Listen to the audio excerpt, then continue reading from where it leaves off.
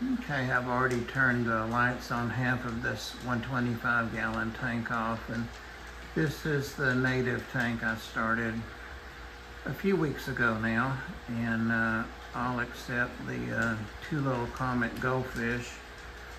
There's one of them in the bottom that I used to cycle it.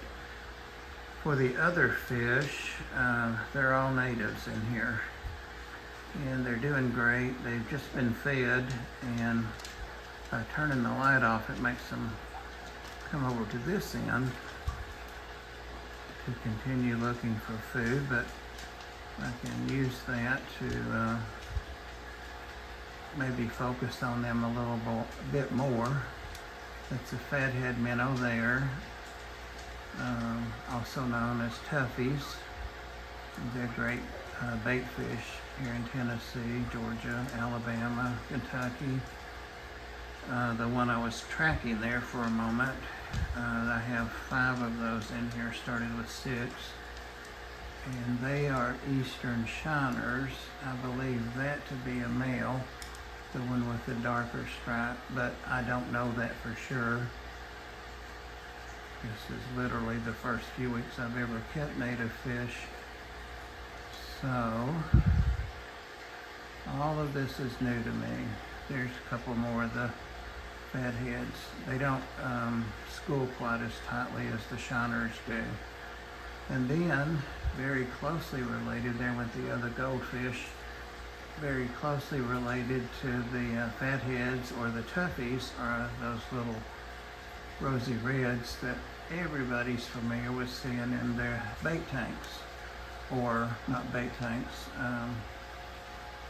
more precisely as live food in aquarium and pet stores. Some of these came from the bait shop, and some came from local fish store, Aquatic Den. It's another of the goldies, or the other goldie.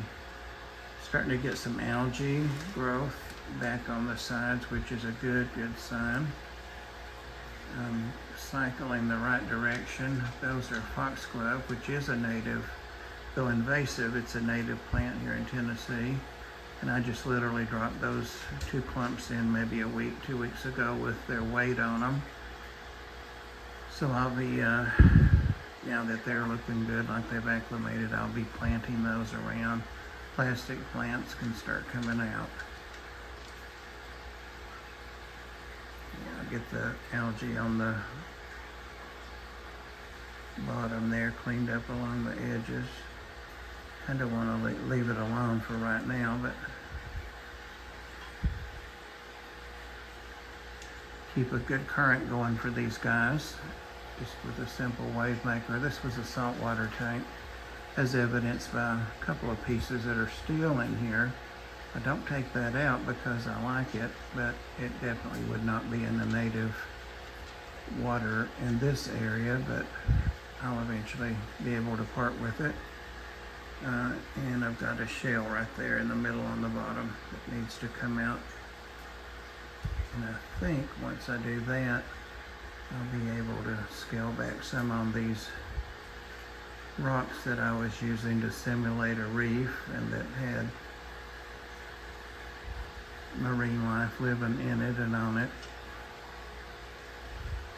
So yeah, I'm just ready now to get myself some main players, maybe some panfish or perch or something to that effect. And I've actually requested the current for sale list from Jonah's Aquarium, and they're one of the foremost, if not the most widely respected and utilized seller of native fish. And I've told them what my stock and my tank size and so forth is, to even ask for suggestions. So we'll see.